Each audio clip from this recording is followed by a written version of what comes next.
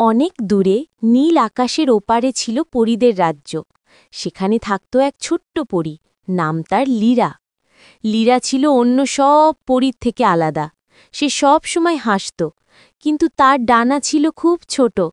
সে আকাশের ওপরে উঠতে পারত না, তাই রাজ্যের বাইরে যেতে পারত না।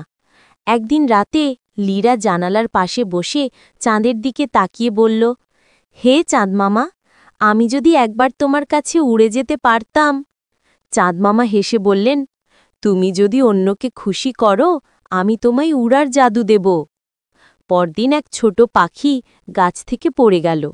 লীরা ছুটে গিয়ে তাকে কোলে তুলে নেয়, ফুলের রস খাইয়ে আবার উঠতে সাহায্য করে। এটা দেখে চাঁদ মামা আনন্দে জলজল করে উঠলেন, আর লীরার ডানা বড় হতে লাগল। রাতের আকাশে সে প্রথমবারের মতো উড়ে গেল, চাঁদের আলোর সাথে নেচে নেচে।